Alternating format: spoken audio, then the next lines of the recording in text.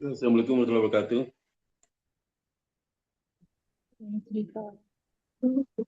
Suara kita kedengaran ya? Kedengeran, Pak. Oh, kedengaran ya. Oke.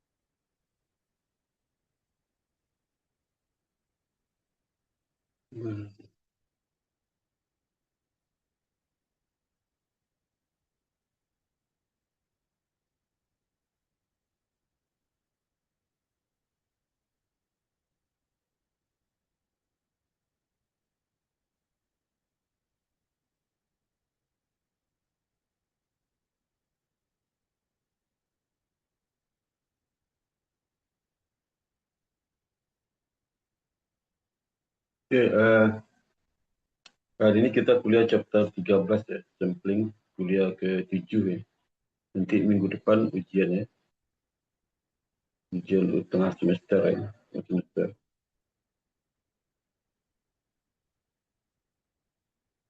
Jadi sebelum mulai selamat mohon maaf lahir batin ya. Ini izin wa izin.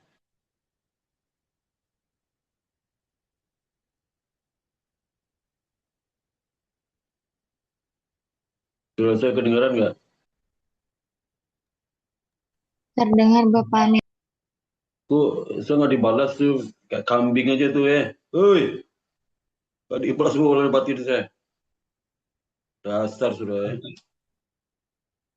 Oke, saya mulai kuliah lagi ya. Mau lahir batin saya nggak dibalas tuh ya. Baru habis Iya lebaran, Bapak, minta izin Bapak izin baru Bapak. langsung bikin itu. Terus habis lebaran bikin emosi aja nih ya. Apa lahir batin Pak? Maaf Pak tadi mungkin nggak kedengaran. Gak ada alasan, gak ada alasan. Dia sudah tahu tuh ya. Chapter 13 kita Sumpah Pak nggak kedengaran Pak. gak ada alasan. Nah ya Diam udah. aja ya. Ini chapter 13 sampling ya. Ini direkam loh, saya tampil di YouTube loh. Jangan main-main loh ya. Moral saya tuh dari sini nih ya. Jadi sekarang kita bahas mengenai sampling ya. Eh, jadi sopan santun suatu kurang gitu ya. Kurang banget tuh ya. Jadi chapter 13 sampling ya. Ini biar aja di YouTube, sampai YouTube ya. Biar tahu sudah itu. Jadi chapter 13 sampling itu bicara mengenai bagaimana kita menentukan sampel, apa itu sampel ya. Kemudian juga apa itu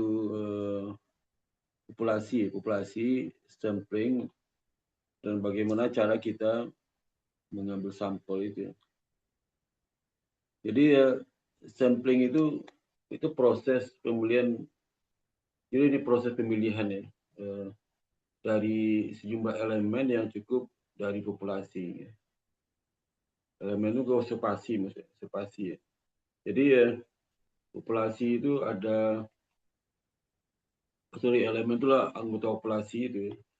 Jadi populasi itu misal ada ya.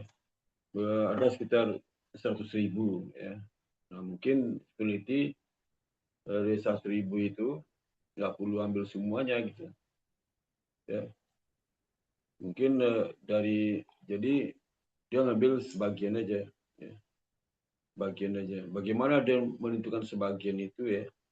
Nah, itu tergantung dari bagaimana peneliti itu bisa melihat karakteristik dari populasi itu ya. Ya. Makin tepat dia menentukan sampel itu, maka hasil itunya hasil penelitian itu deskriptif statistik itu yang menggambarkan sampling itu menunjukkan representatif dari populasi. Nah, sehingga nanti hasil dari analisis sampel dapat digeneralisasikan untuk populasi. Ya, jadi tentu saja kalau seandainya sampel itu mewakili populasi ya, populasi. Jadi ada beberapa cara ngambil sampel itu ya. Tergantung bagaimana peneliti itu melihat karakteristik dari populasi. Jadi dengan kata lain ya,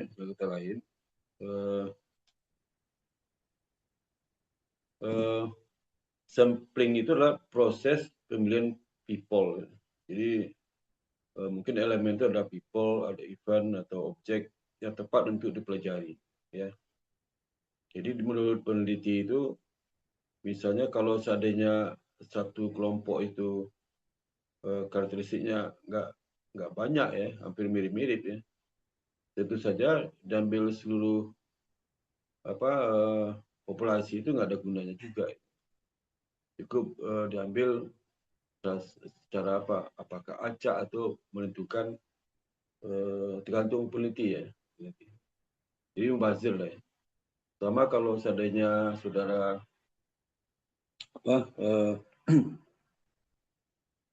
ini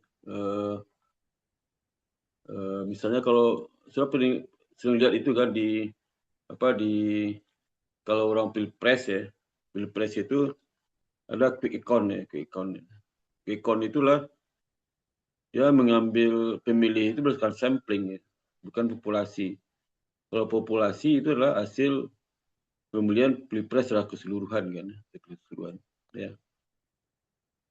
Nah, kenapa dia ngambil sampel aja gitu? Karena di beberapa provinsi itu memiliki karakteristik yang sama dan berbeda juga. Misal Jakarta itu daerah Jakarta Selatan, Jakarta Barat, Jakarta Timur, Jakarta Pusat itu. Itu populasi masing-masing kelompok itu bisa diperisi bahasa Jakarta Pusat itu banyak pemilih 2 ya. Jadi dia dibagi lagi per kecamatan. Dipilih lagi per TPS ya, TPS. Ya. Jadi nanti misalnya satu kecamatan itu diambil dari 20 TPS diambil 1 TPS misalnya. Ya. Atau diambil 3 TPS. Ya. Nah, ngambil 3 TPS itu gimana gitu ya? Apakah dia random atau ditentukan gitu kan. Nah, sampel jadi tidak valid kalau dalam penentuan jumlah TPS yang dipilih itulah TPS yang sesuai dengan yang pemesan. Misalnya pemesan itu dari partai A. Dia bilang, kalau di kecamatan itu kamu ambil TPS nomor sekian. Karena itu TPS yang banyak milih dia, itu udah tahu lah. Kan udah ada uang itu eh, apa yang gerakan subuh itu kan, atau dari kampanye udah tahu banyak pilih, dan timnya juga bisa memprediksi TPS 1, 2, 3, 4, 5 itu atau milih dia gitu. Nah, disuruhlah si lembaga survei itu, kau pilih untuk kecamatannya pilih TPS ini, TPS ini ya. Itu ya, atau untuk lurah itu kelurahan itu pilih TPS ini, TPS ini. Nah, sehingga yang terjadi apa? Pada saat dihitung ya pasti partai itu menang karena TPS dipilih adalah TPS yang banyak milih partai itu atau calon presiden dari partai itu. Ya, jadi calon presiden ada 3, nomor 1, 2, 3. Nah, dia udah tahu itu ya TPS mana di Indonesia ini yang memilih 1, 2, 3. Nah, lebih parah lagi, kadang provinsi-provinsi yang memilih pilihan nomor 1 misalnya, dia nomor 1. Itu misalnya dia tahu di provinsi itu mungkin dari 100 kecamatan mungkin 10 kecamatan aja yang milih dia. Nah, kecamatan itu diperbanyak itu TPS-nya. Kecamatan lain nggak ada ambil TPS ya. Itu contohnya. Nah, itu pura-pura random. Nah, lalu terpilih seperti itu. Ya bisa diatur ya. Sehingga pesanan. Ya. Nah, itu akibatnya apa? Dikatakan dari sampel yang diambil kayak gitu ya, direkayasa gitu. Sehingga hasilnya yang tidak bisa direalisasikan untuk populasi. Misalnya hasilnya dari quick count itu yang menang Pilpres pilihan 1. Ya, ternyata realnya adalah Pilpres 2 gitu. Contoh seperti itu. Karena nggak valid kan? Nggak valid. Ya. Nah, itu kalau seandainya dasar penentuan sampel itu sudah diatur ya, yang mengarah kepada keinginan tertentu. Nah, mahasiswa juga gitu kan.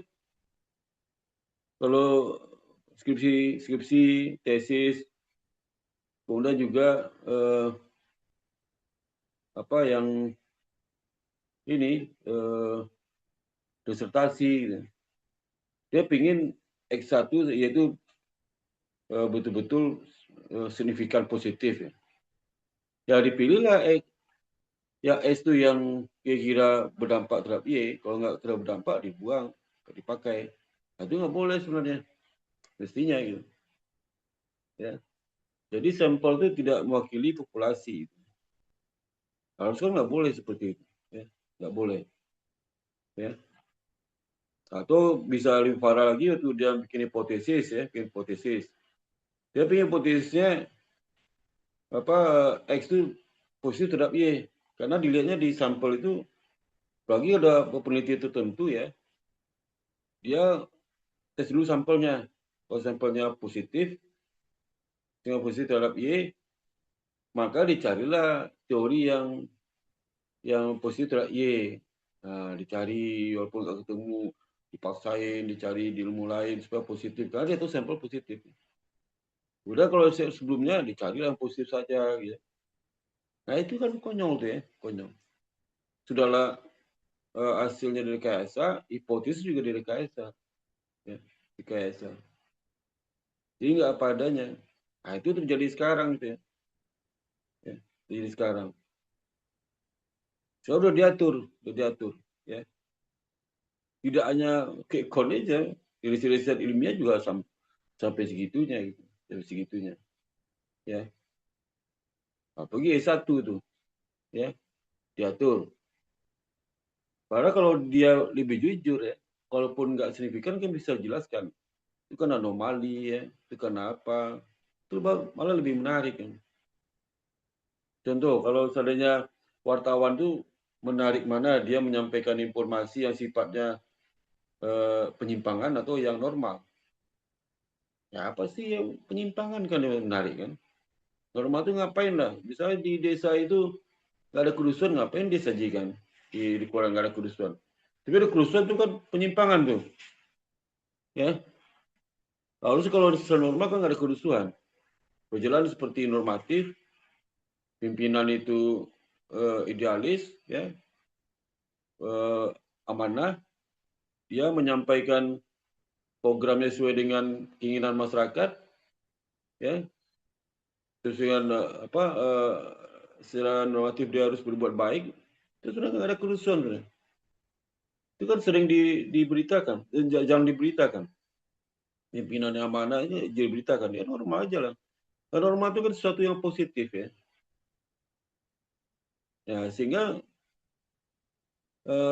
wartawan itu suka menyampaikan yang tidak normal itu. Nah, terbalik dengan riset ilmiah. Riset ilmiah itu malah diatur, ya. Diatur sehingga bagaimana teori sesuai dengan hasil penelitiannya di lapangan. Ya, nggak ada masalah. Kalau ada masalah, ngapain lah nggak menarik dibaca? Ya, nggak ada gunanya tuh. Jadi kalau ada dosen mengatakan, nih kok nggak signifikan nih, gitu ya. Teori kan harus signifikan. Ya justru Pak, nggak signifikan itu menarik penelitian ini, dibilang gitu ya. Signifikan semua nggak menarik malah. Gak usah teliti lah ya. Gak usah dipublish lah ya. Justru nggak signifikan itu menariknya. Nah, itu di ilmiah malah terbalik ya dengan kondisi yang jadi di laporan-laporan fenomena yang di wartawan mainstream itu, di media-media yang ada di media, baik media cetak atau media online itu. Seperti misalnya ada pembunuhan itu kan normal tuh.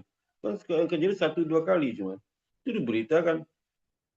Tapi selama setahun nggak ada pembunuhan, nggak ada diberitakan. Nah, kalau di ilmiah malah aneh itu. Hasil risetnya mengatakan signifikan semua. Lo kok masuk jurnal internasional? Ngapain masuk jurnal internasional? Mestinya ya, kalau mau lebih itu, ya itu boleh juga masuk, tapi kan nggak menarik lah ya. Ya udah oke lah ya. Mungkin 1-2 boleh. Kalau misal selama ini nggak signifikan, ada 10 penelitian nggak signifikan, atau dia signifikan itu boleh disajikan. Ya. Misalnya selama ini beritanya di daerah itu sering terjadi pembunuhan, ada yang menyajikan bahwa pembunuhan nggak ada berita hoax, itu nggak apa-apa lah ya, nggak apa-apa. Itu berita hoax, itu hanya sebagian kecil dan secara normal kehidupan masyarakat nggak terpengaruh dengan kejadian itu. Itu nggak apa-apa diberitakan. Ya. Itu sama juga lah. Selama ini risetnya menyatakan itu tidak signifikan, ternyata itu lagi ternyata signifikan. Nah, itu boleh ya, boleh ya. Atau risetnya mengatakan signifikan semua. Nah, kita meneliti nih dari hal normal itu, jadi jangan nggak ada signifikan nih. Ya. Jadi hati-hati loh. Riset gap itu tidak mesti harus jadi penyimpangan. Selama ini riset gapnya nggak ada. Wah, nggak ada. Kita penasaran apa benar nggak ada nih ya. Ini riset gap nggak ada, jadi ada gitu ya, ada. Itu menarik juga itu. Jadi supaya berlawanan lah. Berlawanan itu tidak harus dari yang positif ke negatif, ada yang negatif ke positif, positif negatif. Pokoknya bisa terbalik ya. Kalau drama ini negatif, berlawanan, kita pingin yang positif, normal nggak berlawanan. Atau selama banyak normal terus ya, saya pingin jangan ada masalah ini. Nah itu jadi karena menganggap research gap yang disajikan di latar belakang itu selalu yang berbeda. Mestinya jangan berbeda, sama juga penting. Dites lagi apa benar sama nih. Nah, itu beberapa kesalahan dalam pilihan sampel itu. Apa beda populasi sama sampel ya? Beda populasi sama sampel. Ya. Populasi itu kan seluruh elemen, seluruh data dari populasi itu ya di cover semua. Contoh seperti sensus. Sensus itu populasi. Kalau dia ingin melihat berapa pendapatan provinsi A, ya dia nggak bisa sampel karena dampaknya ke politik ya, anggaran dan sebagainya. Sampel kan Pak pendapatan rata-rata 100.000 per tahun, contoh per bulan, contoh seperti itu. Berapa datanya? 70 orang Pak ya. Itu orang. Orang masyarakat ada 1 juta. Itu kan sulit menganggarkan mana yang pendapatan rendah perlu dibantu secara ekonomi, mana yang tinggi. Nggak bisa kan? Nggak bisa seperti itu. Kita nggak bisa memetakan di 70 orang itu berapa persen yang pendapatan rendah dan tinggi. Ya, nggak begitu tepat ya. Tepat. Kalau meleset gimana? Ya, nah, ini dikira aja Pak, persentase sampel ini bisa digunakan untuk populasi.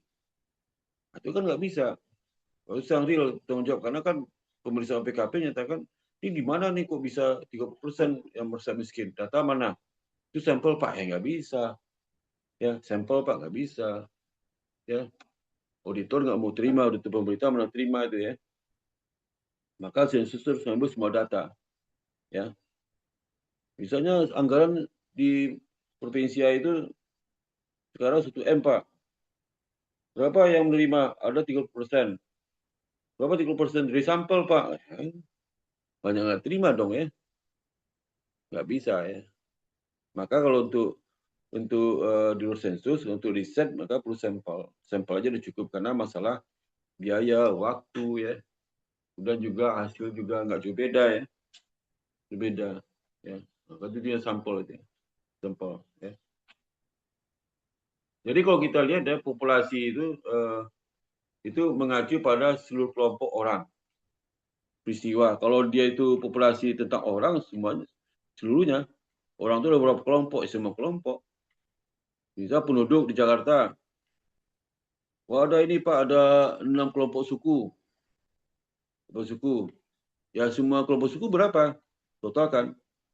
Berapa penduduk Jakarta? Ya. Pak, nggak kita ambil aja sampel. Nggak bisa dong. Kita ingin tahu berapa anggaran per penduduk nanti. Itu yang atas kemiskinan. Nggak bisa ya. Contoh, tapi kalau riset kan kelompok aja Pak. Itu kita ambil sampel aja Pak. Karena kalau ambil semua sampel misalnya Jawa, semuanya sama aja karakter. Kalau dari sisi variabel kita pilih, itu pasti sama semua Pak. Ya. Percuma juga ya. Variasinya nggak ada. Jadi ambil 10 udah mewakili lah. Wakil ya. Misalnya kita pengen lihat dampak kegemukan terhadap kesehatan gitu ya. Gemuk. Nah, di penduduk itu gemuk semua, di desa gemuk semua. Desa B kurus semua. Ya. Mau ambil semua, kalau desa itu penduduknya ada 100 orang, di penduduk yang desa B ada 200 orang yang kurus, udah 100 orang. Kalau ambil semuanya sama sampel sama aja tuh. Ya. Tapi semua orang gemuk itu banyak penyakit. Nggak mungkin Pak separuh di gemuk itu nggak ada apa-apa Pak. Sehat-sehat aja. Separuh lagi sakit-sakitan. Atau di kelompok gemuk itu ternyata ini Pak. Jadi gemuk itu juga harus diambil semua kayak populasinya. Yang bisa sampel harus ke Kakasa dulu. Seperti itu ya. Itu gantung aja. Objeknya teliti seperti apa. Ya. Jadi misal seorang bankir tertarik untuk memiliki kebiasaan tabungan pekerja kera biru. Maka semua pekerja kera biru di situ negeri seluruh industri itu bentuk populasi. Ya. Jadi tergantung aja kondisinya. Kalau dia mau lihat kera biru itu gimana, ya. Nah, elemen apa? Elemen adalah anggota tunggal dari populasi. Ya. Anggota tunggal, bisa ada 10 orang. Tunggal kan 1, 2, 3. Itu elemennya. Ya.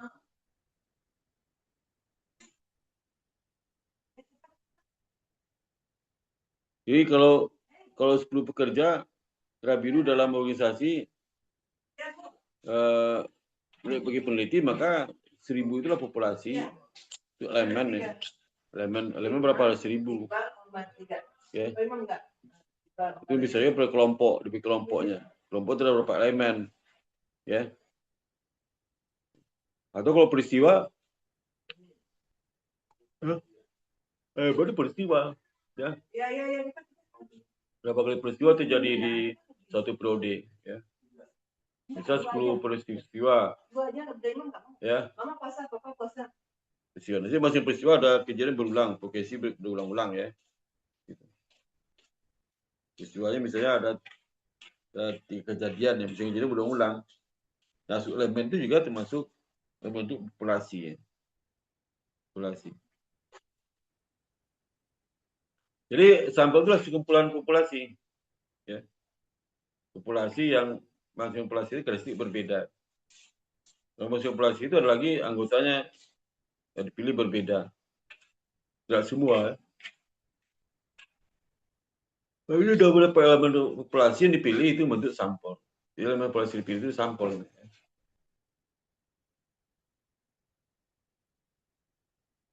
Jadi sampel unit adalah elemen atau serangkaian elemen yang tersedia untuk diseleksi dalam beberapa tahap proses pengembangan sampel. Ya, jadi bisa elemen tunggal atau serangkaian elemen yang tersedia. Ya. Apa subjek ya? Subjek itu anggota tunggal dari sampel. Ya. Kalau anggota tunggal dari populasi nama elemen. Tapi anggota tunggal dari sampel namanya subjek. Ya. Subjek. Ya. Jadi sama seperti elemen adalah satu member dari populasi. Jika 200 anggota total populasi adalah 1000, ya, bentuk sampel untuk penelitian. Jadi yang 200 itulah subjek ya, subjek. Ya. Sedangkan 1000 elemen. Ya. Itu. Jadi yang diperiksa itu subjek aja. Nah, semua elemen. Dan semua populasi kalau dia memeriksa sampel berarti kan bagian elemen. Ya. Itu subjeknya. Jadi elemen diperiksa itu subjek penelitian. Ya.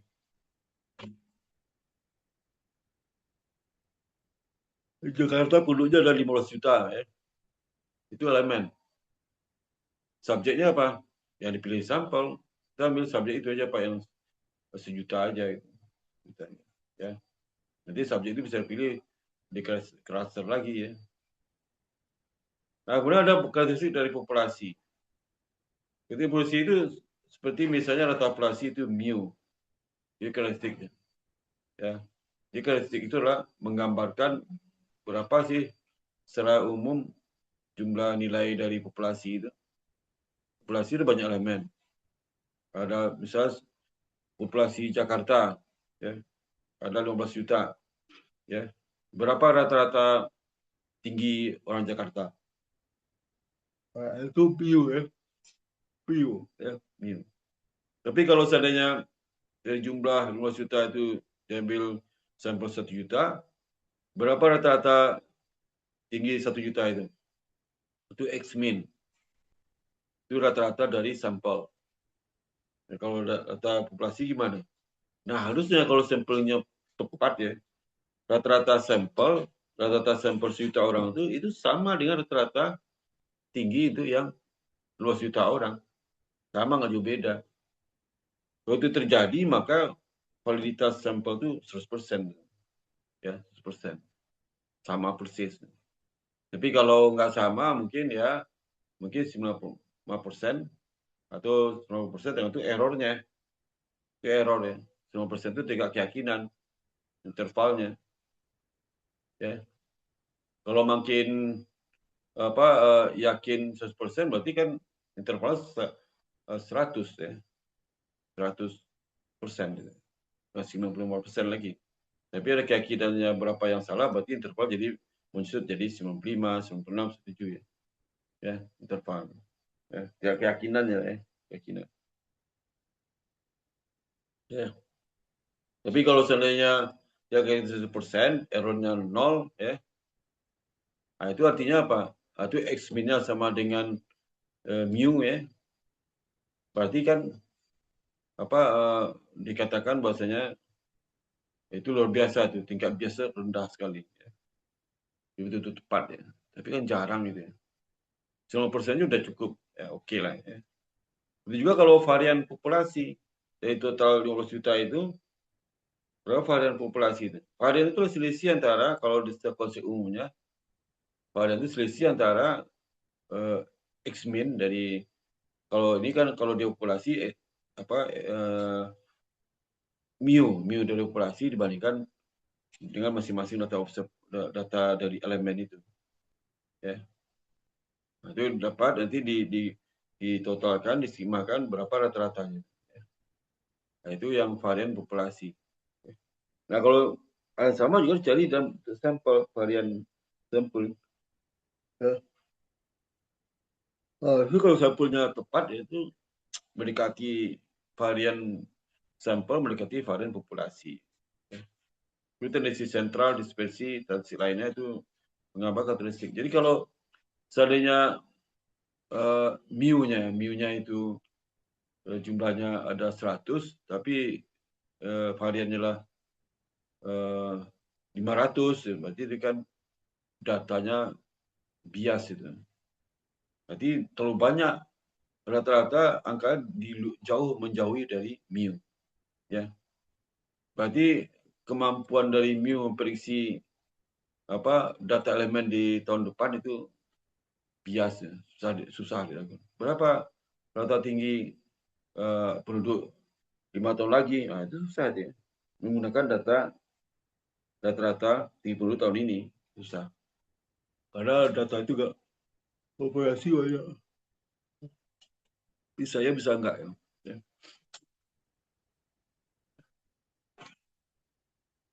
Nah, dalam statistik itu ya,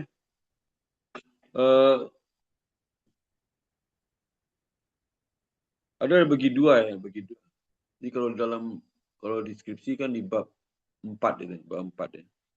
Bab 4. Kalau di bab 2, 3-nya lah menjelaskan bagaimana statistik deskriptif, bagaimana inferensial ya, dari data yang akan diambil itu nantinya seperti apa. Itu di bab 4 diuraikan deskripsi gimana, inferensial di mana. Tapi masalah apa deskriptif apa itu statistik inferensial ya. Jadi kalau deskriptif itu bagaimana karakteristik dari sampel itu ya. Jadi contohnya jadi statistik itu bisa digunakan untuk bagaimana cara mengumpulkan dan meringkas data ya. Ya. Jadi kan dalam bagaimana kita ngambil data itu diringkas berbentuk tabel deskriptif di mana ada di situ X-min ya. Ada juga nilai maksimum, minimum, tendensinya, kemudian juga variannya, stratifikasinya ya. Dan berapa jumlah sampel. Dari situ deskriptif menjelaskan.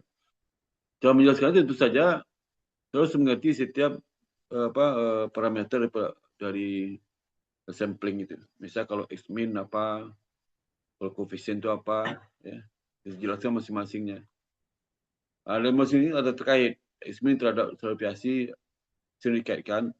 X-min terhadap tendensi juga sering dikaitkan. Kalau dia itu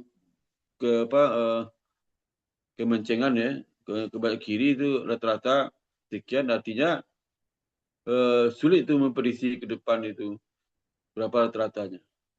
Ya. Karena biasa tinggi, ya.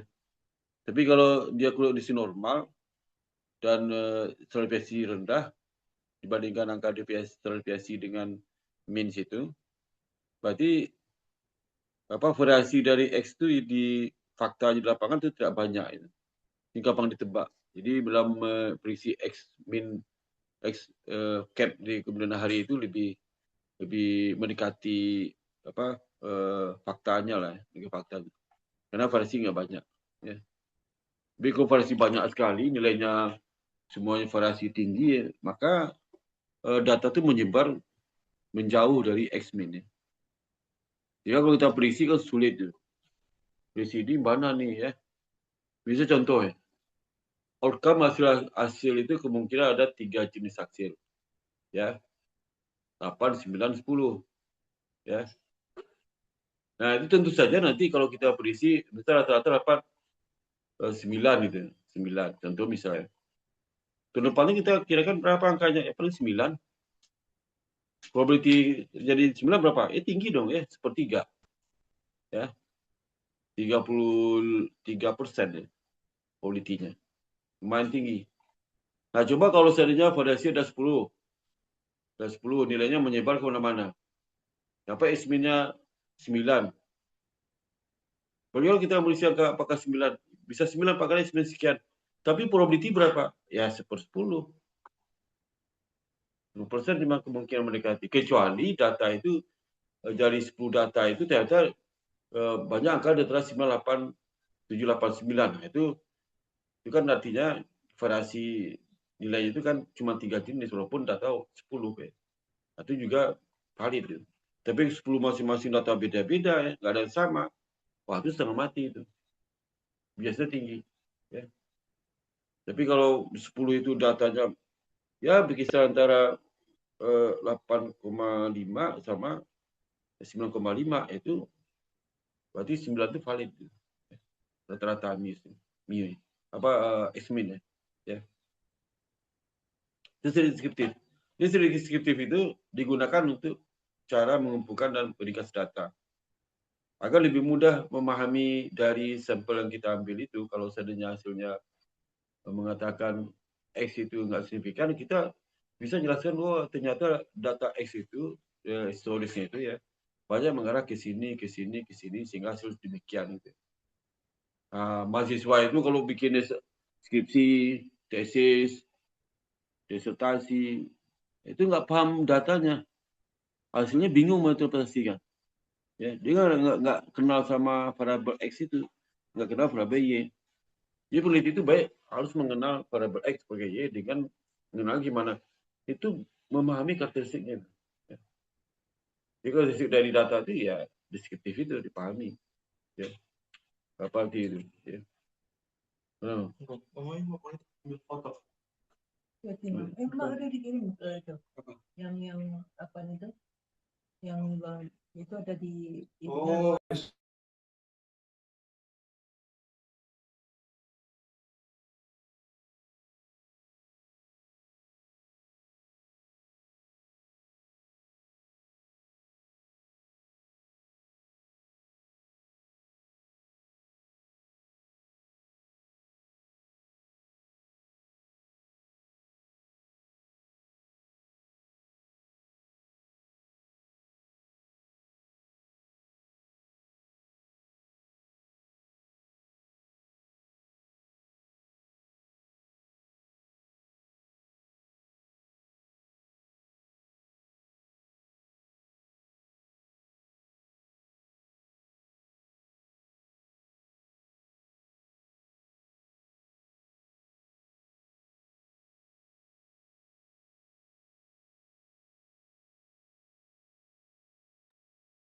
Ya itu ya deskriptif ya.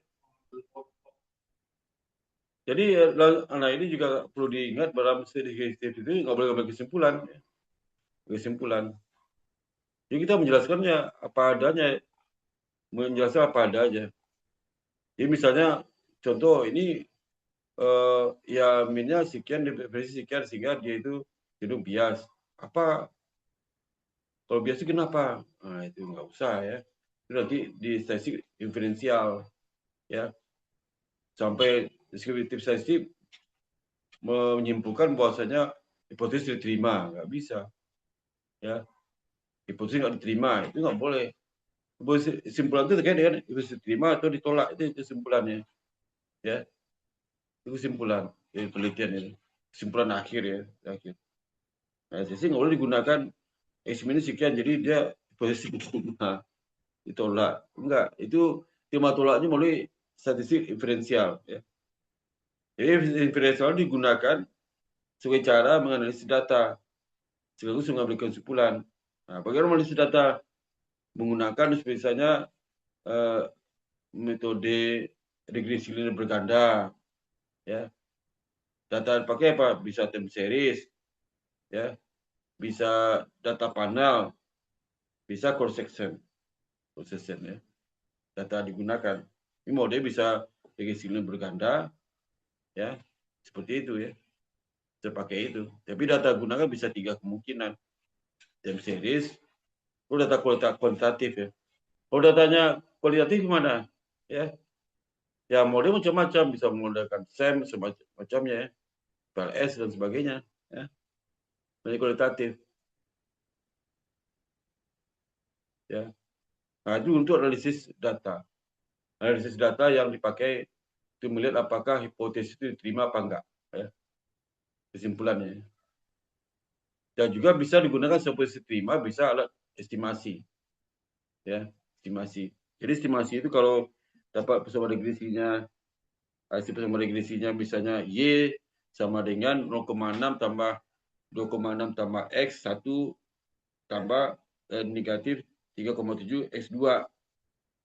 Nah, bagaimana kita mengestimasinya? Nah, kalau S1 sekian, S2 sekian, berapa Y-nya? Nah, itu estimasi. Dari hasil persamaan regresi observasi itu, penelitian itu. Jadi kita bisa estimasi parameter. Ya, parameter ini. Di parameter tadi yang dikatakan bisa koefisien estimasi parameter.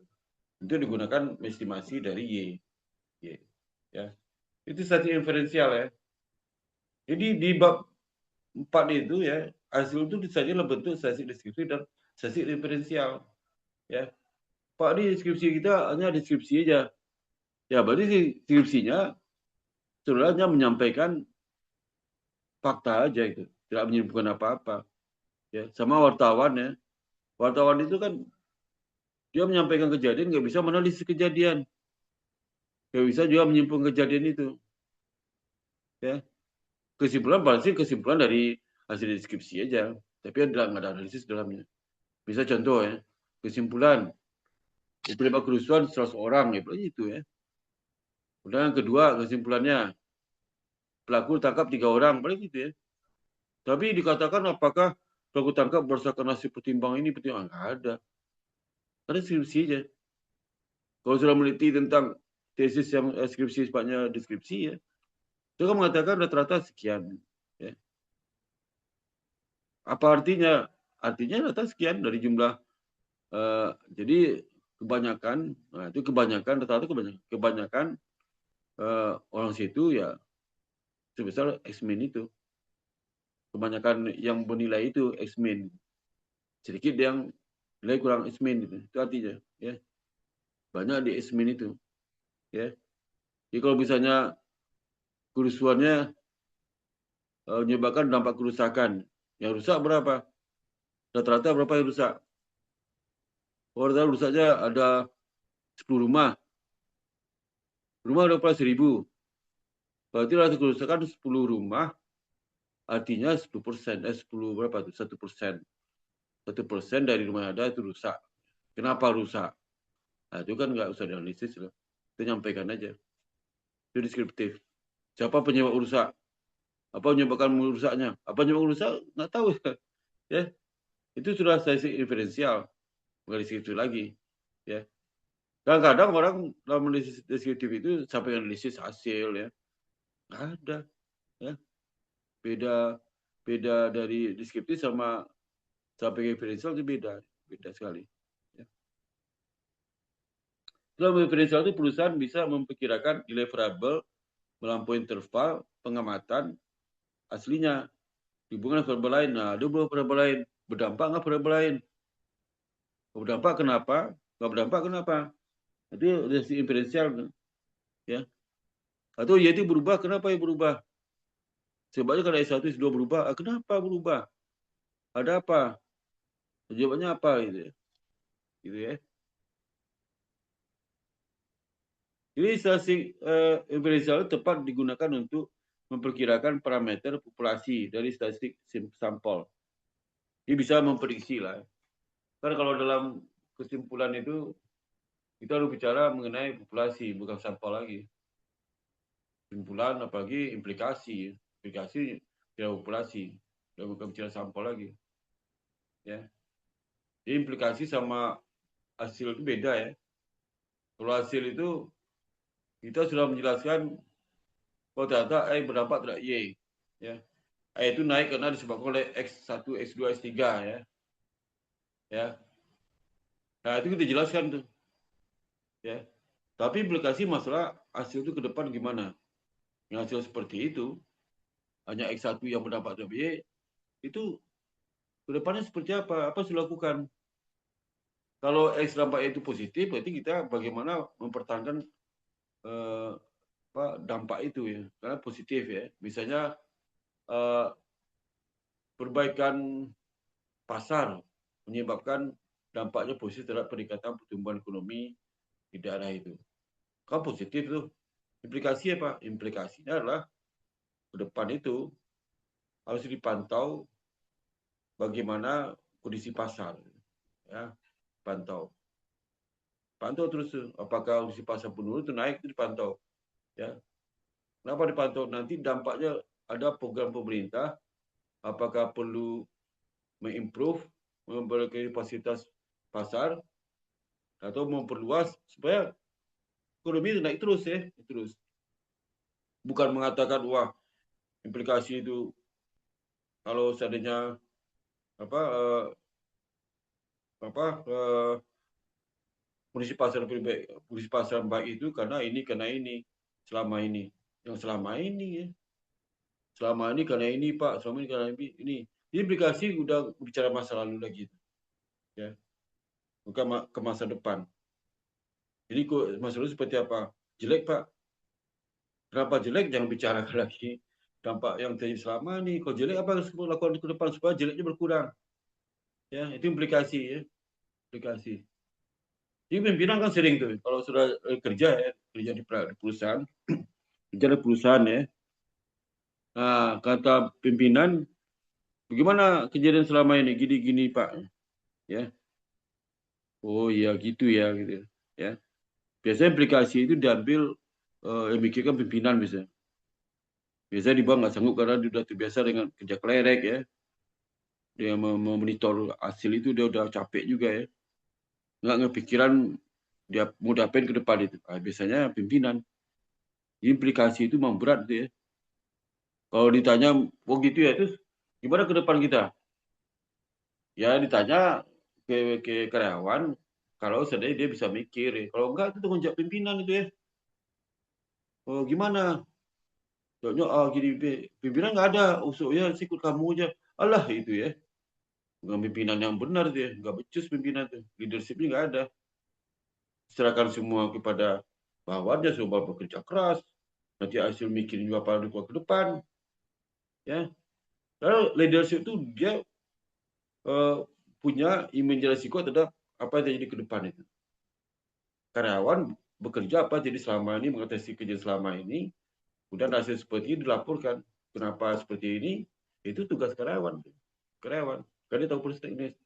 Tapi suruh mikir juga bagaimana ke depan, leadership nggak tidur doang, itu berhentinya dari si Musab, pakai pimpinan perusahaan itu, cukup koordinator aja. Jadi pimpinannya kolegial seluruh karyawan jadi pimpinan.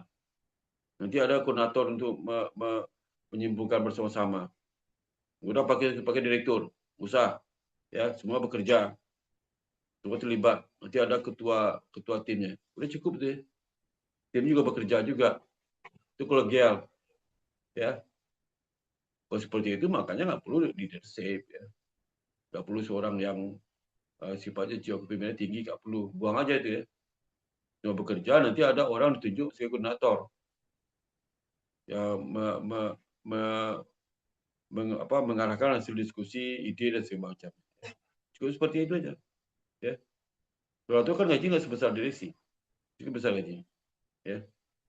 Nah, kalau perlu direksi itu supaya yang staf yang ada di perusahaan itu fokus terhadap pekerjaannya, nggak mikirin ke depan. Fokus menyampaikan hasil, memberikan analisis kepada pimpinan yang mikir. Ya. Pimpinan sudah mikir karyawannya. Dia gaji besar untuk mikir kan, itu tanggung jawab. Suruh kalau mikir, kalau tidak apa-apa, suruh kalau tanggung jawab. Enak banget jadi leadership. Ya. Itu bukan leadership itunya. Jadi kalau sudah jadi pimpinan, kalau mampu mikir depan, jangan jadi pimpinan ya. Pimpinan. Kalau nggak mampu, apa yang harus lakukan ke depan itu jangan jadi pimpinan. Itulah implikasi itu. Implikasi itu. Implikasi. Ya.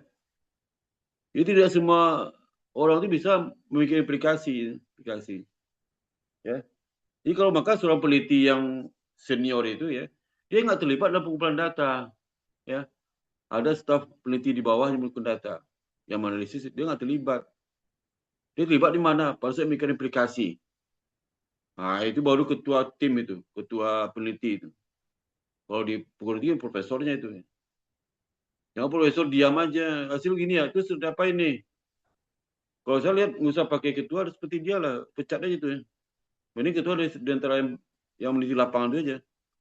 Siapa yang paling pintar itu yang ketua. Yang profesor nggak penting profesor itu ya. Itu yang implikasi. Ya.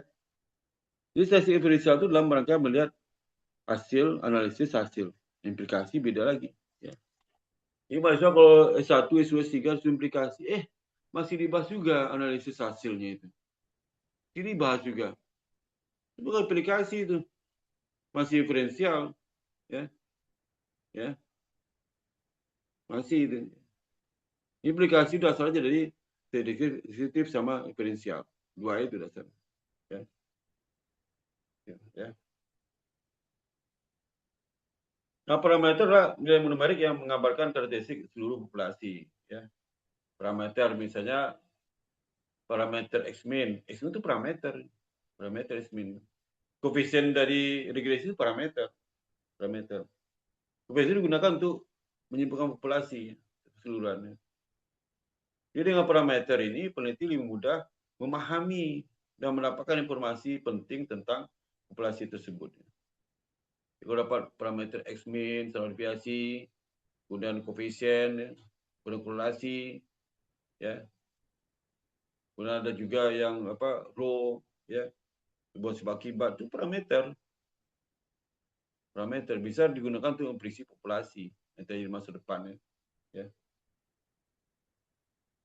Nah, untuk mengolah data digunakan statistik inferensial tadi itu ya. Nih, ini statistik inferensial itu teknik analisis data kuantitatif ya. Menggunakan beberapa sampel menciptakan populasi. Inferensial kalau dia sifatnya, jadi kalaupun kualitatif dikuantitatifkan. Pada data kualitatif bisa nggak inferensial? Bisa aja di kuantitatif kan. Ya. Nah, inferensial itu berlaku juga untuk kualitatif. Tapi harus dikuantitatifkan. Bisa. Hampir semua riset kualitatif untuk mengolah dan informasi inferensial dikuantitatifkan dalam bentuk kode, dalam simbol ya, yang bisa dibaca oleh aplikasi data. Ya. Ketika semua, ya. Nggak bisa nggak dikuantitatifkan ketika semua itu. Jadi sampai kalau masuk dalam bentuk kualitatif nanti di aplikasi dikuantitatifkan oleh mereka itu, ya, oleh mereka. Jadi apabila statistik versus parameter, parameter diambil dari hasil deskriptif statistik dari diferensial. Nah itu untuk memprediksi parameter untuk populasi. Dia sebagai parameter untuk digunakan untuk memprediksi menjelaskan tentang populasi prediksi ke depannya. Ini saya perlu parameter ini. Ya, sampling distance ada merah itu sampling distance ada populasi non probability ada sample size. Ini yang kita bahas sekarang posisi sampling design ya. Ya, jadi statistik proses parameter itu pada saat hasil pengukuran ya. Pada saat pengukuran itu diperoleh ini pengukuran hasil penelitian ya. Jadi hasil penelitian itu di bagian terakhir itulah dipakai parameter untuk analisis data, prediksi data, dan parameter. Nah, kenapa sampling itu digunakan untuk menggunakan sampling kepada populasi ya. Jadi untung gini ya. Kalau diambil 100 ya data, diambil 10 data, hasil mirip-mirip, ya ngapain ngambil 100 data? Ambil 10 aja. Kalau 100 data itu menyebar di 30 provinsi, bayangkan aja tuh. Biayanya berapa? Tapi 10 data itu diambil untuk 3 provinsi bisa mewakili seluruh provinsi, ya kenapa tidak gitu ya. Kenapa tidak ambil 10 aja, kenapa mesti harus 100 ya. Kan lebih sedikit biayanya.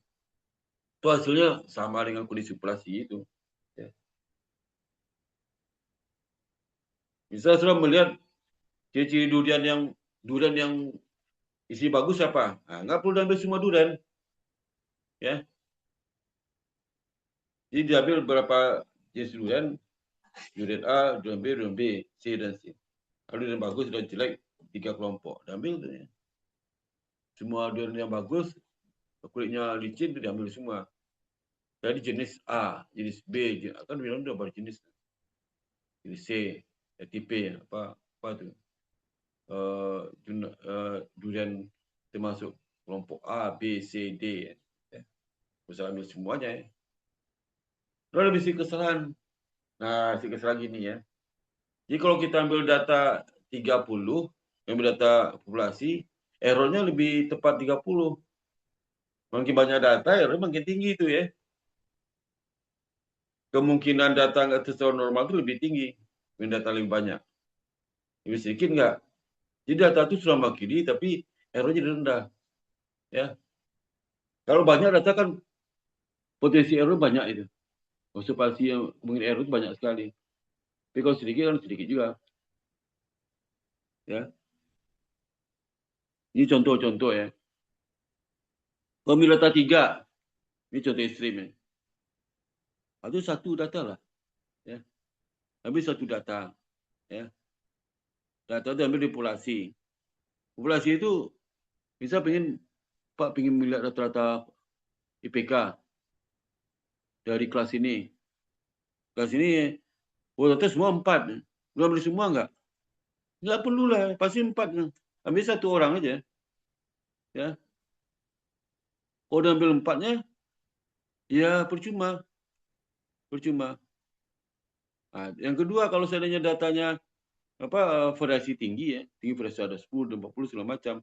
Nanti dikelompokkan ya, yang atas 10 berapa frekuensi, berapa banyak, yang 30 berapa banyak ya. Diambil banyak itu. Ya. Pasti dengan errornya lebih rendah pada kalau ambil semua. Gitu. Kalau lebih sedikit itu effort ya. Lebih sedikit lah. Jadi kalau seandainya banyak itu kan capek ya. Capek hasilnya gitu aja ya. Itu. Lebih sedikit waktu dibutuhkan untuk mengumpulkan data, mengolah data lebih sedikit waktunya. Ya. Kemudian pencurian dapat hindari. Destruction of element avoided. Ya. Jadi kerusakan elemen dapat dihindari. Jadi kalau makin banyak data, elemen rusak itu makin banyak juga ya. Yang scrap, yang hilang, data enggak itu lebih banyak juga. Ya. Jadi mengganggu hasil juga ya. Ini sampling proses ya. Jadi proses jadi sampel itu beberapa tahap ya. Pertama menetapkan populasi apa yang kita mau ambil sampel di populasi mana. Kalau nggak itu bingung ya. Kita mau ngambil sampai 100 orang Pak. Di mana orangnya? Apa orang Sumatera, orang Jawa, orang Kalimantan, Irian, Sulawesi, Maluku, ya, Nusa Tenggara, yang mana tuh? Ya, yang ambil datanya. Ya, ambil populasi mana ambil. Ya. Kalau saya ambil itu aja Pak, kan ini terkait dengan proses masak di Padang itu gimana? Masakan Padang. Ambil di Padang aja, yang ambil lain. Ya. Itu membandingkan bagaimana proses masakan di rantau sama di kampung. Nah, itu baru diambil yang di kampung, diambil data juga di semua provinsi diambil. Yang ada orang Padang jualan situ, nggak ada Padang, jangan diambil ya. Orang Padang jualan. Ya. Nah, kalau jualan Padangnya nggak banyak, jangan diambil juga. Ini jual 1, 2, 3 Pak. Nggak bisa mewakili. Ini cukup banyak juga itu ya. Ambilnya seperti itu. Contohnya itu. Contoh kasus yang kita teliti. Ya. Sifat daripada kita teliti. Kemudian satu menentukan sampel frame ya. Jadi sebelum banyak itu, ini sampai yang mana? Ya. Kalau sampel itu Pak dari provinsi, 2 provinsi, tapi sampelnya mungkin yang 3 provinsi aja. 3 provinsi itu nggak semua data juga, tapi 3 provinsi itu. Di cluster lagi. Provinsi ini Pak nggak semuanya. Kita ambil masyarakat menengah ke atas saja. Nah, ini kan nggak semua kecamatan kabupaten ya. Di beberapa kabupaten di press lagi, ya, sampai dapat sampel. Jadi pertama dengan sampel frame itu sampel desainnya, kemudian menentukan, nah ini jumlah sampel yang harus diambil itu, ya. Kemudian baru mengeksekusi tugas sampel diambil, baru kita ke lapangan. Pak ini ya, sekitarnya kita ambil yang populasi itu hanya untuk yang daerah kecamatan A dan B. Nanti berapa jumlah mengambil? 100 Pak, 10 sekian dari ini, 10 sekian orang di sini, sekian orang di sini. Itu udah namanya determine appropriate sample size, ya. Nanti baru eksekusi proses. Wah, dapat angkanya, berarti langsung ke lapangan, ya. Jangan sampai baru menentukan frame sampel ke lapangan, apa mau diambil, ya. Bingung aja deh. Ini proses tadi deh.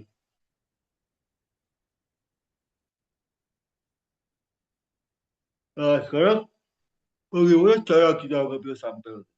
Bukan sampel, teknik, ya. Metode yang digunakan. Ya. Jadi ada dua sebenarnya, ada dua teknik sampel, ada dua, probability sampling dan non probability sampling, ya. Dua aja. Dia kita cara probability, ya. Probability itu, ya, itu di mana secara random, ambil random. Yang dua tanpa random ditentukan. Nanti masing-masing ada lagi tekniknya, ya. Nah, nih, teknik dari apa nih?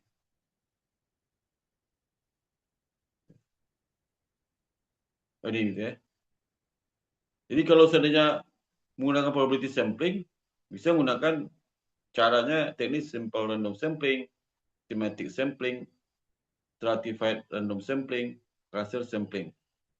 Kalau tanpa random langsung ditentukan di tanpa random itu cara ada bisa confidence sampling, judgment sampling, dan quota sampling. Ya. Kita lihat apa itu simple random sampling. Ya.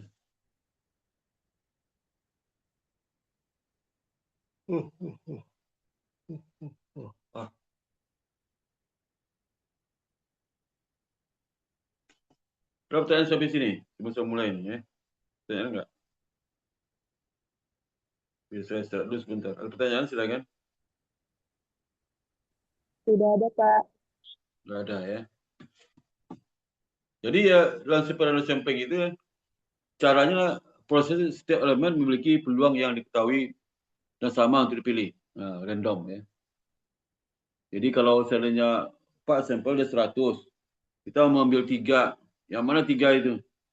Ya, pilih aja 1, 2, dan 3. Jadi kalau 100 ambil 3, masing-masing elemen dari subjek dari masing-masing subjek dari sampel itu memiliki peluang yang sama. Berapa peluangnya? Itu 1/100. Peluang seberapa tuh probability-nya? Ya 1%. Ya. Peluang untuk terpilih itu 1%. Ini sangat tinggi, sangat rendah sekali, ya. Makin sedikit jumlah populasi, peluang terpilih lebih banyak, ya. Sama nih kalau mahasiswa, ini SMA kan ujian nih, ujian. Ya, ujian, dia pilih lah, ya. Peminatnya kurang, cuma peluang terima lebih besar pada kalau peminat banyak. Ya. Peminat ada 100.000, diterima 20, nah, itu peluang dia keterima itu kecil, ya. Kecil. Walaupun udah belajar mati-matian, ya.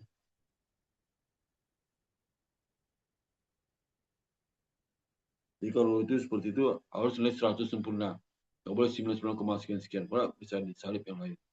Ya. 100 sempurna aja mungkin ada yang nyalip, ya. Ya. Nanti kalau sesama 100 nilainya tidak lagi asal SMA-nya. Yang dipilih SMA yang for itu dua-duanya diambil. Mengorbankan kriteria lain di bawahnya. Misal 100 sudah 2 orang. Terus tahunya 100, mengambil 2. Ya, yang 100 diambil semua. Nilai 99,99 atau keterima. Ya, keterima. Ya.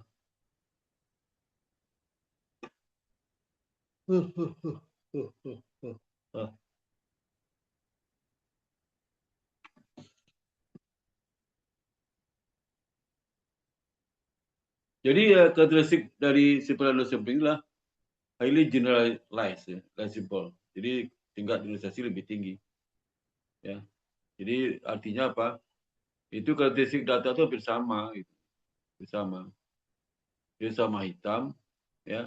Kalau sama hitam, itulah pilih hitam mana? Terserah aja pakai sel hitam. Ah, itu kan caranya separuh sampling lebih bagus. Pilih mana nih? Pilih yang perempuan aja Pak, terserah perempuan mana. Itu bisa random aja. Ya. Jadi kalau terserah itu jawabannya random ya. Mau kemana nih? Terserah. Ah, berarti jawaban random. Ya, suka-suka kita aja jawab itu terserah. Ya, ya, terserah. Pak maunya apa Pak? Si kerja maunya apa terserah. Oh, terserah berarti berapapun nilaimu akan lulus ya. Random. Ya. Kan lagi musim istirahat sama anak-anak Gen Z. Random aja Pak. Random aja. Jadi gimana orangnya? Orang random Pak, susah ditebak. Ya, gitu. Ibu itu kemana tuh? Orang random Pak. Susah gitu. Oh, random ya. Susah. Random tuh orang yang susah dipahami, susah dipelajari, susah dimengerti. Itu random orang. Ya. Random. Ya. Kalau Sparta itu gimana? Orangnya baik Pak. Jelas orangnya. Nggak random. Wah, ya. Random. Itu random ya. Ialah metode acak otomatis untuk memilih sampel. Metode pengambilan sampel ini memberikan nomor kepada individu dan kemudian beli seracak milih nomor. Bisa kalau door prize itu random itu ya. Peserta acara ada 100 orang dapat door prize. Kita cara door prize random aja. Karena kita anggap semuanya berhak untuk mendapatkan hadiah. Ya. Berapapun hadiahnya. Jadi nggak ada istilah, wah dia bos. Dia harus hadiah yang paling gede. Itu usah random lah. Tentuin aja. Ya. Kepala cabang ya. Hadiah ini TV langsung ya, nggak usah dipilih secara random itu, langsung aja dipilih secara maunya panitia. Ya. Kalau panitia mau pengen dipangkat, itu langsung yang nomor 1 harus kepala cabang ya, nomor 2 harus wakilnya, nomor 3 harus semua yang akhirnya sisa hadiah yang nggak kualitas itu para buruh kan, itu bukan random nih, menyiksa buruh itu ya, menyiksa buruh. Ya, kalau gitu tidak bicara kada mau datang tuh. Kalau mau datang percuma aja Pak, yang terima hadiah pasti kepala cabangnya. Apa itu datang? Makanya kalau dalam hal dopres itu bikin semua berhak sama. Metode digunakan ambil sampelnya ya random. Random. Ya. Dan semua berhak sama tapi kok dapat nomor 1 pakai kriteria. Wah, itu bukan random nih. Bukan jangan sama namanya. Sama. Misalnya pada pertama yang ganteng atau yang cantik aja, nggak bisa itu. Jadi saya boleh pilih 2 cara melalui sistem undian dan perangkat lunak. Perangkat lunak itu yang pakai apa aplikasi. Sekarang banyak aplikasi itu. Misalnya terpilih siapa diputar-putar terus keluar nomor ya, itu random. Ya. Kalau judi juga random, tapi kalau bisa mainkan itunya aplikasinya. Kalau diputar-putar ya, nanti aplikasi berarti angka tertentu ya sudah diprogram. Ya. Kalau saya judi judul itu nggak bakal menang pertama aja, tapi nggak bakal menang.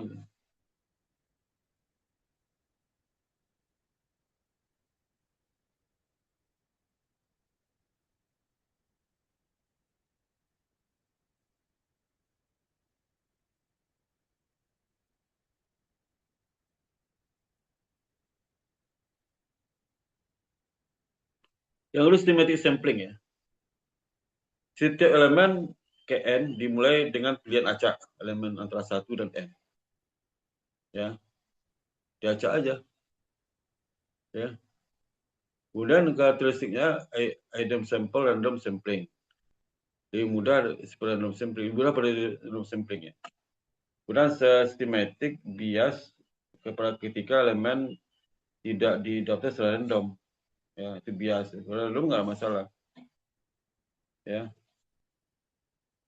Jadi systematic sampling adalah implementasi komprehensif dari teknik probabilitas yang sama di mana setiap anggota kelompok dipilih pada periode reguler untuk membentuk sampel. Anggota kelompok dipilih. Misalnya kelompok ada 10. Masih 10 dipilih 5 orang. Setelah milihnya itu ditentukan. Ya, setelah itu baru di masing-masing kelompok itu baru di random masing. Kelompok 1 random, kelompok 2 random. Nanti setelah pilih random juga, setelah pilih random lagi. Cluster di mana prosedurnya membagi populasi berdasarkan cluster. Ya. Kemudian sisi random cluster. Kemudian termasuk semua elemen dari selisih cluster, ini cluster selisih. Ya. Jadi misalnya kelas kelompok populasi udah 100 ya, 100. Setelah itu dibagi 3 cluster, karakteristik, tempat dan sebagainya. Dan setelah di cluster itu dibentuk, nanti ambil secara random masing-masing cluster. Ya, ambilnya bisa 10. 10 itu memang di random. 3, random 3. Yang mana 3 itu? Diracak aja, sama seperti simple random sampling. Jadi setiap cluster itu homogen. Intra cluster itu heterogen. Ya. Sesama di cluster itu, di dalam satu cluster sama itu homogen. Ya. Kemudian nanti lebih mudah dan cost lebih efisien dibanding kalau semuanya dipilih ya. Kalau koresponden terkait dengan realitas ya. Ya.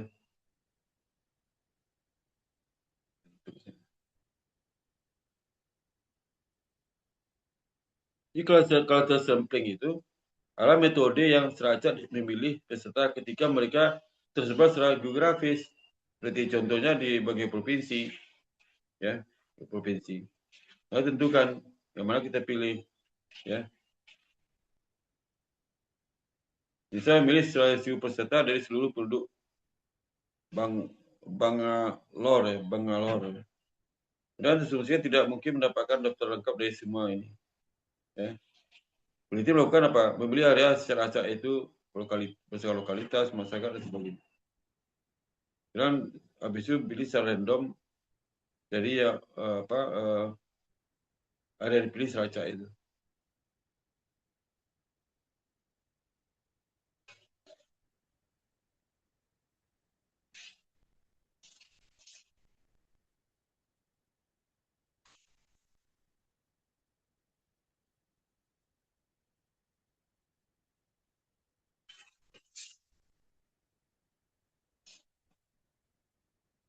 Jadi cluster sampling itu biasanya menganalisis populasi yang sampelnya terdiri dari beberapa elemen. Misal elemen ada kota, ada keluarga, ada aktivitas, dan sebagainya. Jadi misalnya lulusan S1 ada dari kota, dari keluarga, dari universitas, alumni, sebagainya. Ya. Stratified sampling ya, ini kelas sampling. Sampling itu dibagi populasi berdasarkan strata. Stratified, kalau ini kan klaster kelompok ya. Strata itu misalnya dibagi berdasarkan latar belakang pendidikan. Ya, tadi itu ini. Pendidikan. Kemudian masing-masing elemen di kelompok di klaster itu, di strata kan itu, di random dipilih secara random. Caranya secara proporsional, disproporsional. Jadi kalau seandainya selesai 1 ada 100, selesai 2 ada 10, berarti selesai 1 itu diambil berapa itu? 100 sama 10, 1 per, kemudian ambilnya 3 per 10 berapa persen? 3 per 10 berapa 3%? Kalau 100, 3% berapa? Proporsional, 3% ya, berarti 30 ya, 3%. Kalau 3% bagi 3. Kalau di 100, 30%. Ya itu maksudnya. Kalau dia 10, dari 1 berarti kan 1%. Kalau 100 lebih 100% berapa? 10 kan? Sorry. 10% hukum 1, sorry. Kalau 10, kalau mungkin nomor 1 sampel diambil ya. Kalau dia untuk manusia kan harus genap makanya. Jadi kalau mau ambil 1 minimal 10%. Jadi kalau 1 berarti 10%. 10%, dapat 1. Kalau 100 bagi 10% berarti 10. Jadi yang jumlah 100 10, yang bawah 10 1. Jadi minimal jumlah 10 ya. 10. Di atas di bawah 10 nggak diambil sebagai stratified sampling, nggak diambil. Okay. Kalau cuma 10 karena 10%.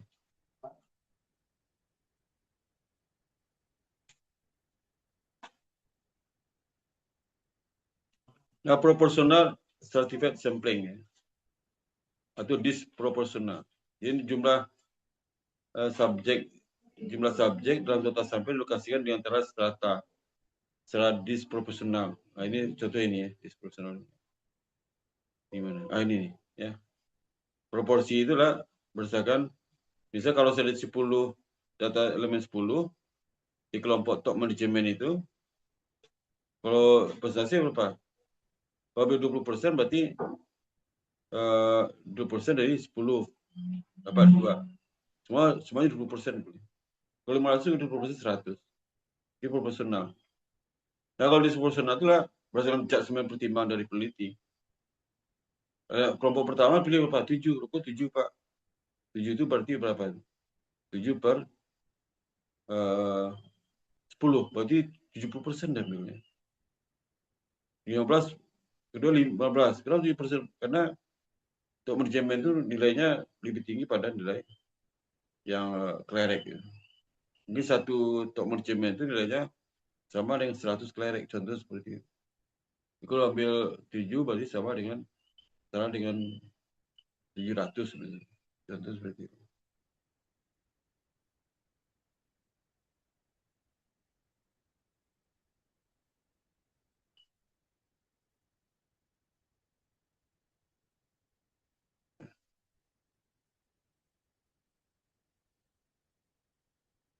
Nah, sekarang confidence sampling termasuk sampling yang non random.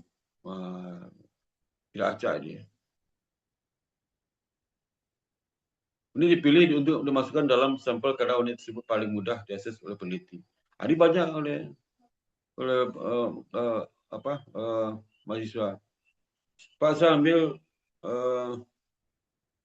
sampelnya 100, Pak. 100 di mana? Bukan sampel 100.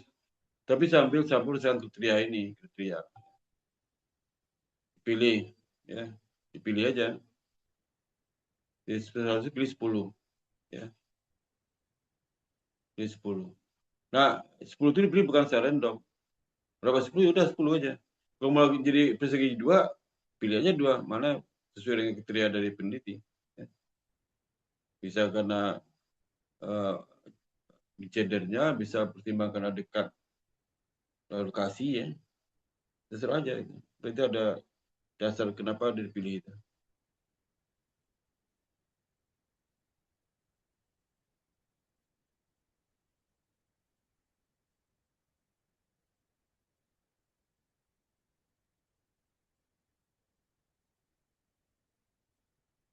Itu untuk ada kurang sampling berdasarkan online commercial sampling ya.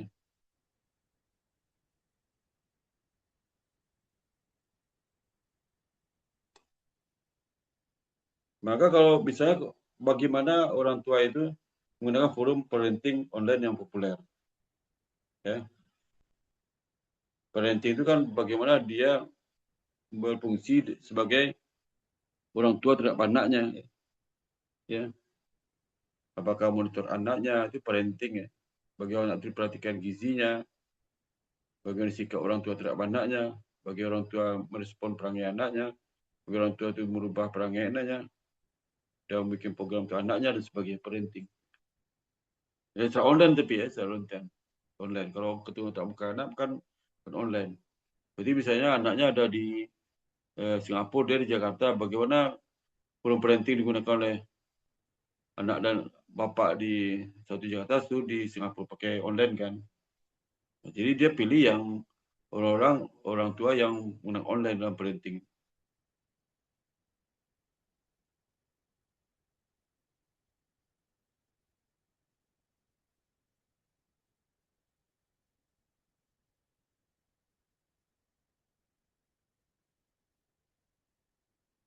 Jadi biasanya kalau ini online ya nggak terbatas itunya. Jumlah target dari sampel itu terbatas. Nanti kalau yang terpilih itulah sampelnya yang dipilih. Oh, yang merespon dari 100 dikirim respon 20 20 sampelnya gitu. Ya. Itu confidence sampling gitu. Jadi kalau mahasiswa kalau bikin kuesioner melalui Google Form ya itu termasuk confidence sampling ya.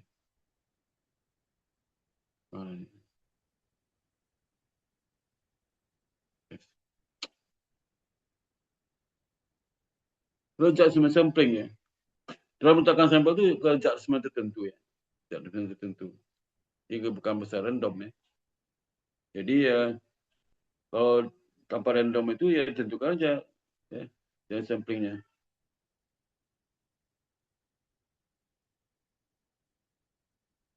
Ada pertimbangannya lah setiap sampel dia ambil. Jadi satu pertimbangan nggak boleh lah. Mungkin masalah biaya juga, masalah biaya, masalah kedekatan ya, kemudian masalah kelengkapan data, terkait juga dengan masalah kriteria tertentu, misalnya ini untuk perusahaan laba doang, karena kita lihat respon kinerja perusahaan-perusahaan yang bagus terhadap kondisi apa gitu ya. Itu ya.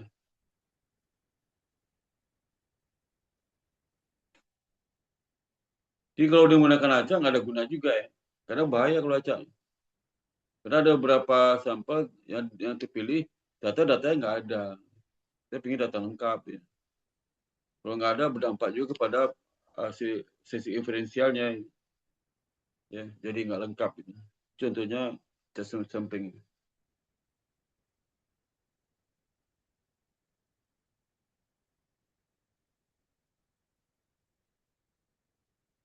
Kalau kota sampling ya, itu juga acak secara kebetulan ya, kota sampling. Ya. Jadi acak kalau random tapi kebetulan random, tapi nggak random sebenarnya. Dia non random. Ya.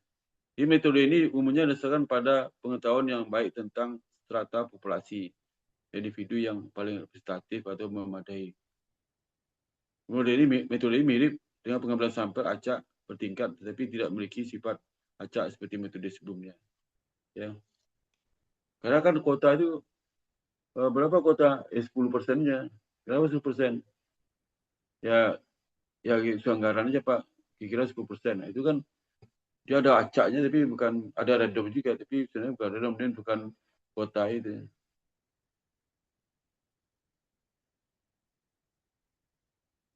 Itu contoh 20 individu berusia antara 25 sampai 40 tahun. Nah, itu kan kuotanya ada antara 20 sampai 40 tahun umurnya. Ya. Jadi kuota 20 tapi umur antara 25 sampai 40. Kalau saya dari 50 ada 5, berarti 5 kepilih ya. 5 aja. Tidak boleh merubah interval itu. Boleh ubah interval bisa aja. Ada 270 Pak. Kalau interval 50 cakup berarti kita 25 sampai 50 misalnya. Tapi kan tergantung penelitiannya. Ini yang diinginkan umur 40 itu 50. Itu berdasarkan jumlah kuota itu nanti lebih fleksibel kriterianya. Kan repot juga. Tergantung penelitiannya lah. Ya.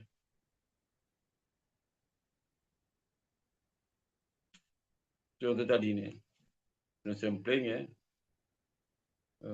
Tadi review. Ya. Nah, ini dalam pilih sampel ada trade off antara presisi dan confidence. Ya. Jadi kadang-kadang dia presisi tapi confidence-nya mungkin tidak sebaik yang presisi kurang ya, bisa jadi.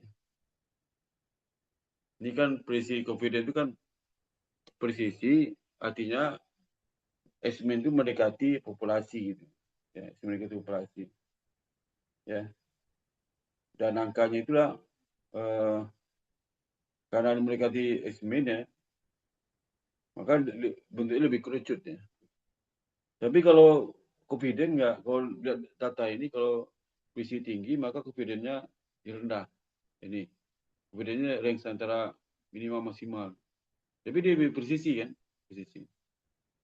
Nah, ini yang kedua B itu adalah dia berisi kurang tapi intervalnya tinggi. Ya.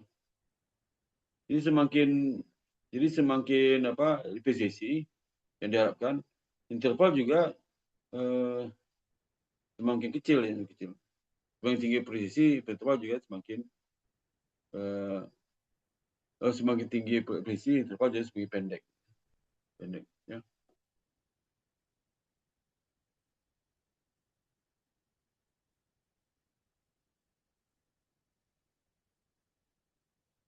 Nah, bagaimana kita menentukan guidance, menentukan berapa jumlah sampel? Ini sering ditanya oleh mahasiswa. Baru ada ke bimbingannya, Pak, sampelnya berapa, Pak? Nggak bisa tebak gitu, ada aturannya. Kalau maju ke buku ini apa, ke buku si buku ini lupa. Maskaran. Ini buku Maskaran ya. Ini kalau soal ditanya nanti, saya mau lamar ke lembaga riset ya, riset. Mau belajar materi, udah Pak, belajar sesik, udah, ya udah. Penelitian pakai buku apa? Kalau bilang nggak tahu pasti nggak terima, sudah. Kecuali sudah penelitian menarik ya. Menarik, dia suka sama kamu. Tapi kalau dia nggak perhatikan penampilan, mau cantik mau enggak, kalau tanya apa buku penelitian nggak tahu, gimana terima staf peneliti di lembaga ini? Biasanya nggak tolak aja lah. Ya. Padahal itu kan hanya sifatnya mungkin sudah lupa atau nggak tahu sama sekali. Ya. Kalau belajar pasti tahu. Karena rasa udah nggak tertarik ya itu. Kalau nggak bisa udah nggak bisa. Tapi kalau dilihat dulu ini laki-laki perempuan, kalau uji laki-laki suka perempuan, uji perempuan suka laki-laki. Ya, kalau perempuan jawab, kalau dia yang menanya itu perempuan, perempuan dijawab benar pun nggak salah juga gitu ya. Kalau dia suka laki-laki, kalau peserta laki-laki diwawancarai, apapun jawabnya dia nggak benar semua.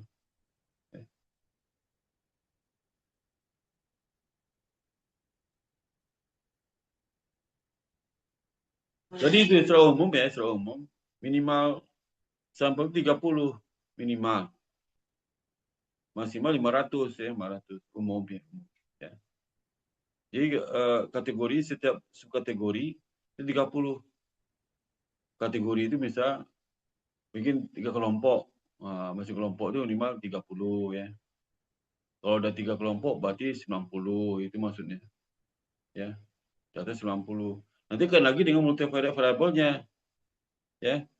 Kalau data 30 sepanjang variabelnya itulah itu apa 3 karena variabel itu minimum 10 sampelnya. Satu variabel minimum 10. Jadi kalau kita mau 90 karena ada 3 kelompok masih 30 90 ya. Kalau mau tak 10 berarti 9 variabel dong. Kalau tetap 3 variabel berarti masing-masing variabel 30 itu dasarnya itu ya. Sebenarnya 30 ya. Nah, pengalaman selama ini ya, cek kondisi itu rata 15 sampai 20 lah. 20. Ya, kalau dia 3 variabel 45 ya. Kalau 2 variabel 30 masih mending ya. Satu variabel kalau dia variabel berarti 30 ya. Kalau 2 variabel 15 bisa. 3 variabel berarti 10. 3 variabel. Total 30 minimal. Itu. Jadi lihat dulu. Multivariat itu kalau ada S1, S2, S3 masing-masing itu 30. 10. Tapi kalau ekstremennya cuma 2 nggak boleh masing 10. Lalu masing-masing berapa itu? Kalau cuma 2, 15. 10. Itu ya.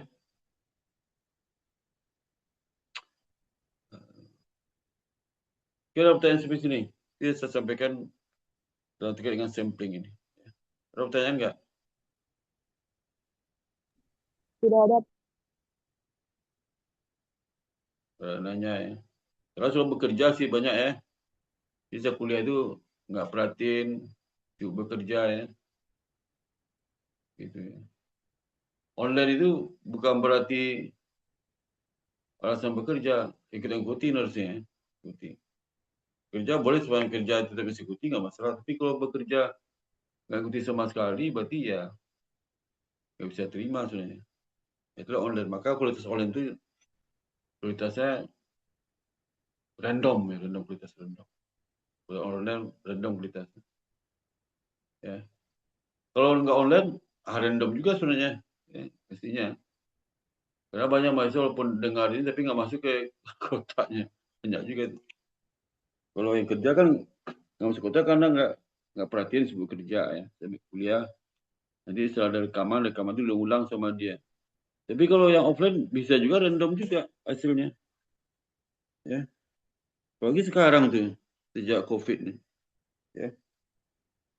Dijelasin mahasiswanya, ditanya lagi nggak bisa. Ya. Itu juga kalau satu nanya belum tentu bisa juga. Itu ya. Waduh, suruh absen lagi. Sorry, absen ya. Absen ya. Bukan absen sih. Ya. Kalau absen tuh dibuka apa videonya, itu suaranya dibuka ya. Kalau video buka, suara nggak dibuka, nggak absen ya, nggak absen. Ya, video Baik, dibuka, tutup ya, nggak absen ya, nggak absen. Ya. Terus mulai penelitian ya, presensi ya, absen ya. Oh sudah harus di itu, refresh dulu ya.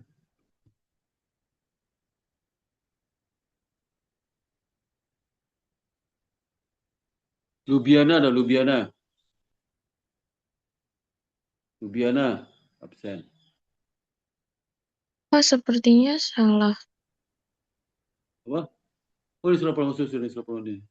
Setelah kelas ini. Ini LK nih. LK muncul. Itu lagi nih ya. Andrea mana Andrea? Nggak ada absen. Tolong telinga pasang, ini dibuka ya. Voice dibuka. Gita Utavia. Hadir, Pak. Oke. Nur, Aisyah. Hadir, Bapak. Mana orangnya? Video mana itu? Ini saya, Pak. Udah nyala, Pak, videonya, Pak. Kamu tugasmu belum dikumpulin ya. Pokoknya kalau nilai 0 aja tuh kalau dikumpulin ya. Bapak, Alfiana. waktu itu saya mau ngumpulin, nggak bisa, Pak. Nggak bisa-bisa, Pak. Alasan itu nggak bisa. Kok Ya bisa Allah. pakai ke email saya bisa? Email aja. Oh, Padahal baik, alasan Pak. itu. Langsung saya email sekarang ya, Pak. Mohon maaf. Terima kasih, Bapak. Alasannya besok nggak terima alasan lagi itu ya. Nilaimu kurang tuh. Kirim udah berapa minggu dikirim nih. Malviana, Malviana. Hadir, Pak. Ya, banyak akalnya sore ini. Maulidina, Hadir, Pak. akalnya. Makanya di kampus yang kualitas tinggi tutupnya kelas sore ini ya. Bikin pusing aja katanya. UI udah tutup tuh ya. Pindah ke vokasi. Romi nggak boleh mulai esensi. Seliana mana? Seliana? Seliana ada? Seliana ada? Ada, Bapak. Ngomong dong ya. Taskia. Taskia mana? Hadir, Pak. Hadir, Pak. Taskia. Dia mana dia? Dia. Hadir, Pak. Dia. Taskia? Hadir, Pak. Taskia mana? Dia. Hadir, Pak. Kemudian Yohana. Hadir, Bapak. Hadir ya. Yang nggak ada cuma satu orang ya. Si Andrea ya. Andrea ini yang dari pagi, betul nih. Dari pagi ya. Ruang ke Iya, Pak, dari 2021. pagi, Pak. Iya, Hadir. Pak. Ya pernah ketemu saya sekali tu. Dia dah lama enggak kuliah, tu muncul lagi kuliah, pingin sore. Ya. Dan dia ni, ternyata enggak berubah je tu. Ya. Tinggal masuk je. Sekarang dia dipanggil tu, karena enggak muncul-muncul. Ya, dia mau kuliah lagi ya. Sama aja gitu. Oke, kalau nggak ada lagi, tutup ya. Ya nanti ujung UTS-nya soalnya pertama ada teori, yang kedua ada apa dikasih artikel ya, artikel. Jadi tanya artikel itu apa sampelnya, populasi, latar belakangnya, gapnya, kemudian grand teorinya seperti apa, teorinya itu, hipotesisnya ada di artikel itu semua ya. Artikelnya bahasa Indonesia gampang ya, bukan bahasa Inggris ya juga. Ya, Baik, gampang Pak. dimengerti lah. Karena topiknya akuntansi juga ya. Bisa jawab lah. Ya, soal 3, soal 1 dari ABCD, 2 ABCD tanya teori tentang yang saya ajarkan di kelas ini. Sudah yang soal ketiga tentang membaca artikel. Jadi tanya kamu mau memahami artikelnya. Jadi waktu itu 2 jam ya, 2 jam. Nggak ada take home pay ya. Apa take home pay? Apa take home pay itu bukan take home pay, take home, nggak ada take home. Nggak ada take home. Ya. Nggak ada take home lah ya. 2 jam langsung dikumpulin ya. Kalau ketahuan nyontek langsung 0 nilainya ya. Gimana pengawas ketua nyontek ya, nggak tahu juga gimana. Karena sore banyak akal dia. Ya. Jadi kalau kelas sore itu kalau mau jadi pimpinan yang korupsi, di sini belajarnya ya, jujur ya. Jujur. Kalau mau jadi pimpinan korupsi, latihannya di kuliah online ini ya. Siapa yang jadi koruptor Pak? Gimana caranya? Ya, kuliah online kamu nyontek aja. Ya. Kan latihan di online tuh. Bagaimana cara nyontek online itu lebih gampang. Ya. Tapi melatih ada korupsi, ujiannya kuliah online ini lah ya. Online. Kuliah online ini jujur dia apa? Kalau dia datang, dia langsung on cam ya, on cam. Dan kalau ada dosen menjelasin, dia bisa suka bertanya ya. Tapi kalau yang licik itu kuliah online ini dia suka off cam, nggak dinyalakan kameranya, ditanya diam aja. Nah, itu melatih untuk korupsi bisa juga seperti itu. Gampang lah melatih korupsi. Melatih jujur juga gampang di online ini. Di online itulah melatih tidak korupsi, melatih jujur, itu melatih berbuat baik di online ini. Ya. Udah ya, jadi kalau nggak ada lagi sampai ketemu 2 minggu lagi ya, 2 minggu lagi. Tanggal berapa 2 minggu lagi? Tanggal minggu 1 depan, tanggal 14. Itu tanggal 18 ya? Jadi tanggal berapa itu? Tanggal 20 ya? 18 tambah 7, 25. 25. Minggu depan tanggal berapa? 18 ya? 1 depan Minggu tanggal depan berapa? tanggal 18. minggu Hah? depan tanggal 11, Pak. Itu tanggal 11 ya. Nah, Depan lagi tanggal 18 ya. Nah, tanggal 18. 18 itu nanti saya apa itu saya nggak bisa masuk tuh ada acara. Jadi nanti kita ganti kuliahnya tanggal 18 ya. Baik, 18 Pak. itu ada acara keluar kota ya. Jadi seganti nanti hari Senin atau hari Rabu, Senin, Selasa ya. Ya, kita ganti online aja kan online juga ya. Bisa masuk ke sini. Ya. Ada perlu keluar kota tanggal 11 ya. Bukan tanggal 18 itu, bukan tanggal 11. Tanggal 18 ya. 18. Kita 18 itu berarti kuliah pertama setelah UTS ya. Setelah UTS. Ini tanggal 18 ya, saya bisa masuk ya. Iya, Pak. Karena ada acara ya. Ya. Itu aja sampaikan semua sukses ujiannya, UTS-nya. Ya alhamdulillah. Assalamualaikum warahmatullahi wabarakatuh. Amin. Terima kasih, Pak Sparta. Ya, Terima sama kasih, ya. Pak. Terima kasih, Pak. Terima kasih, Bapak izin, Pak. Ya, Sebelum sama. izin ya, Pak. Ya, sama-sama ya.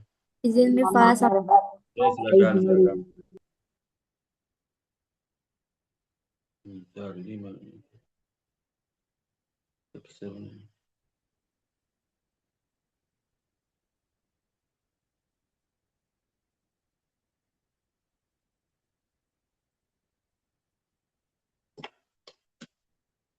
Beku apa orang tu mahasiswa. Jam berapa?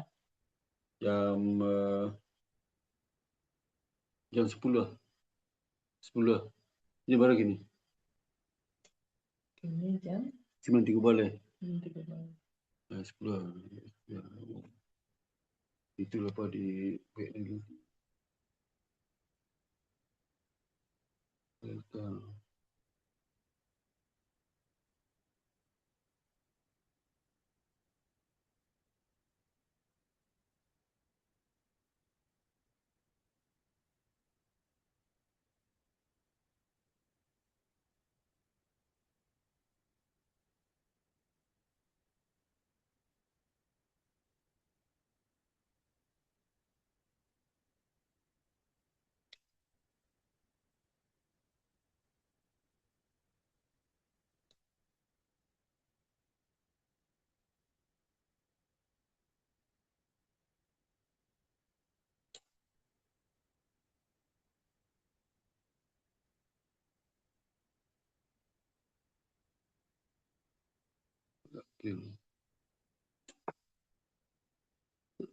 Aduh.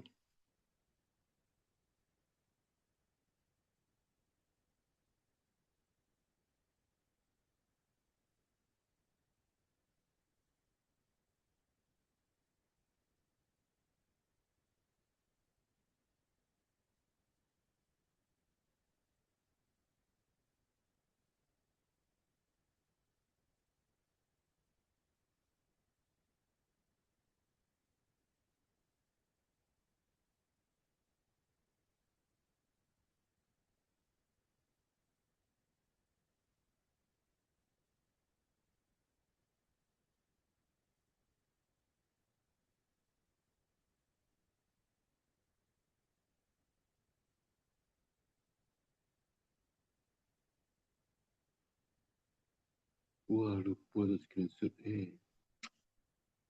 Lupa masih screenshot. Alah, lupa masih.